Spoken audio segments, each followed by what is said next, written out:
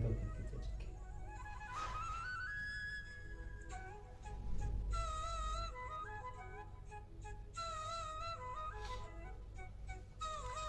संबंध सांख्य योग और कर्म योग के फल की एकता बतलाकर अब कर्म योग की साधन विशेषता को स्पष्ट करते हैं। संन्यास्तु महाबाहु दुख मा तुम योग युक्ता मुनि ब्रह्म नचिरेना दिगच्छति। परंतु हे अर्जुन, कर्मयोग के बिना संन्यास अर्थात मन, इंद्रियां और शरीर द्वारा होने वाली संपूर्ण कर्मों में कर्तापन का त्याग प्राप्त होना कठिन है और भगवत स्वरूप को मनन करने वाला कर्मयोगी पर ब्रह्म परमात्मा को शीघ्र ही प्राप्त हो जाता है।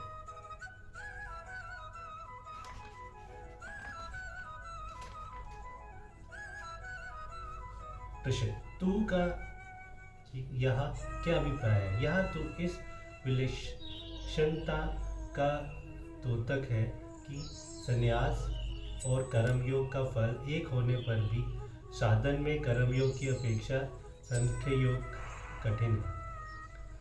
यह भगवान ने अर्जुन के लिए महाबाहु संबोधन देकर कौन सा भाव व्यक्त किया है? जिसके बाहु महान हो उसे महाबाहु कहते हैं। भाई और मित्रों को भी बाहु कहते हैं। अतएव भगवान इस संबोधन से ये भाव दिखलाते हुए अर्जुन को उत्साहित करते हैं कि तुम्हारे भाई बहन धर्मात्मा युधिष्ठिर है और मित्र साक्षात परमेश्वर मैं हूँ। फिर तुम्हें किस बात की चिंता है? तुम्हारे लिए तो सभी प्रकार से अतिशय सुगमता है। प्रश्न जब सांख्य योग और कर्म योग दोनों ही स्वतंत्र मार्ग है, तब फिर यहाँ ये बात कैसे कही गई कि कर्म योग के बिना संन्यास का प्राप्त होना कठिन है? स्वतंत्र साधन होने पर भी मनुष्य में जो सूक्ष्मता और कठिनता का भेद है, उसी को स्पष्ट करने के लिए भगवान ने ऐसा कहा है। मान लीजिए एक मुमुक्षु पुरुष है और वह ये मानता है कि समस्त जगत सब प्रकृति के सदृश मिथ्या है, एकमात्र ब्रह्म ही सत्य है। ये सारा प्रपंच माया से उसी ब्रह्म से अधोरोपित है। वस्तु दूसरी कोई सत्ता है ही नहीं, परंतु उसका अंतःकरण शुद्ध नहीं है। उसमें राग द्वेष तथा काम क्रोध दोष वर्तमान है। वह यदि अंतःकरण की शुद्धि के लिए कोई चेष्टा ना करके केवल अपनी मान्यता के भरोसे पर ही सांख्य योग के साधन में लगना चाहेगा, तो उसे दूसरे अध्याय के 11वें श्लोक 33वें में और 18वें अध्याय के 49वें श्लोक से 55वें तक की बात बतलाई हुई सांख्य निष्ठा सहज ही नहीं प्राप्त हो सकेगी, क्योंकि जब तक शरीर में अहंभाव, भोगों से ममता और अनुकूलता प्रतिकूलता में राग द्वेष वर्तमान है, तब तक ज्ञान निष्ठा का साधन होना अर्थात संपूर्ण कर्मों में कर्तव्य अभिमान से रहित होकर निरंतर सच्चिदानंद निगुण निराकार ब्रह्म से स्वरूप में अभिन्न भाव से स्थित रहना तो दूर रहा, इसका समझ में आना भी कठिन है।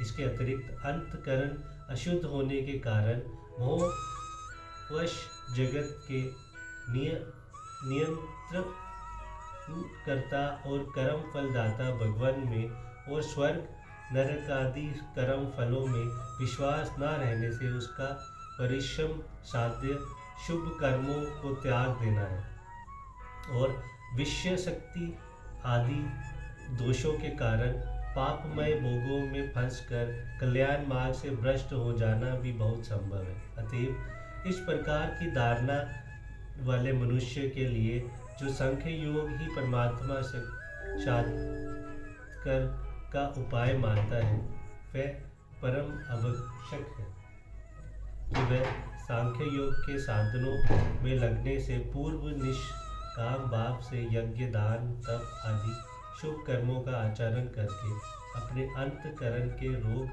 द्वेष आदि दोषों से रहित परिशुद्ध करा ले। तभी उसका सांख्य योग का साधन निर्विघ्नता से संपादित हो सकता है और तभी उसे सुगमता के साथ सफलता भी मिल सकती है। यहाँ इसी अभिप्राय से कर्म योग के बिना संन्यास का प्राप्त होना कठिन बतलाया है। यहाँ मुनि विशेषण के साथ योग युक्त का प्रयोग किसके लिए किया गया है और वह ब्रह्म परमात्मा को शीघ्र ही कैसे प्राप्त हो जाता है। जो सब कुछ भगवान को समझकर सिद्धि असिद्धि में संभाव रखते हैं, आस्तिक और फल इच्छा का त्याग करके भगवत ज्ञान अनुसार समस्त कर्तव्य कर्मों का आचरण करता है, श्रद्धा भक्ति पूर्वक नाम गुण और प्रभाव सहित श्री भगवान के स्वरूप का चिंतन करता है, उसे भक्ति युक्त कर्म योगी के लिए मुनि विशेषण के साथ योग युक्त का प्रयोग हुआ है। ऐसा कर्म योगी भगवान की दया से परमात्म ज्ञान के द्वारा शीघ्र ही परम ब्रह्म परमात्मा को प्राप्त हो जाता है। यहाँ मुनि पद का अर्थ वाक्स्यमी या जितेंद्र साधक मान लिया जाए तो क्या आपत्ति है।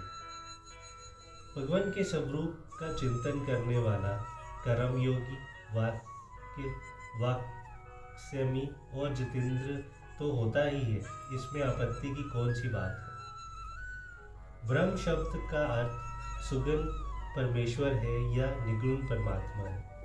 सुगुण और निगुण परमात्मा वस्तुतः विभिन्न वस्तु नहीं है, एक ही परम पुरुष के दो स्वरूप हैं। अतएव यही समझ लेना चाहिए कि ब्रह्म शब्द का अर्थ सगुण परमेश्वर भी है और निगुण परमात्मा भी। जय श्री कृष्ण जी की जय। भगवत गीता।